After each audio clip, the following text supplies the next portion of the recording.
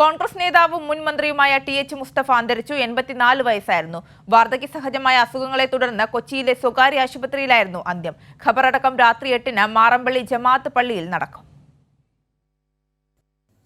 വാർദ്ധക്യ സഹജമായ അസുഖങ്ങളെ തുടർന്ന് സജീവ രാഷ്ട്രീയത്തിൽ നിന്നകന്ന് ഏറെ നാളുകളായി വിശ്രമ ജീവിതത്തിലായിരുന്ന ടി.എച്ച്. മുസ്തഫയെ കഴിഞ്ഞ ദിവസമാണ് കൊച്ചിയിലെ സ്വകാര്യ ആശുപത്രിയിൽ പ്രവേശിപ്പിച്ചത്. പുലർച്ചെ 5:30-ന് അന്ത്യം സംഭവിച്ചു.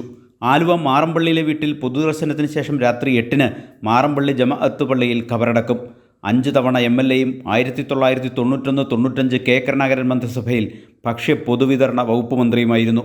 കോൺഗ്രസിലെ കെ കരുണാകരൻ വിഭാഗത്തിലെ പ്രധാനപ്പെട്ട നേതാക്കളിൽ ഒരാളായിരുന്നു അദ്ദേഹം. 1977 ആലുവയിൽ നിന്നാണ് ആദ്യമായി നിയമസഭയിലെത്തുന്നത്. പിന്നീട് 4 തവണ കുന്നത്തുനാട് മണ്ഡലത്തിൽ നിന്നും MLA ആയി. 14 വർഷം എറണാകുളം DCC പ്രസിഡന്റായിരുന്നു. KPCC vice president, general secretary എന്നീ ചുമതലകളും വഹിച്ചു. ഖാദി ബോർഡിൻ്റെ വൈസ് ചെയർമാനായും പ്രവർത്തിച്ചിട്ടുണ്ട്. ദീർഘകാലം സംസ്ഥാനത്ത് INTUCയുടെ നേതൃനിരയിലും പ്രവർത്തിച്ചു.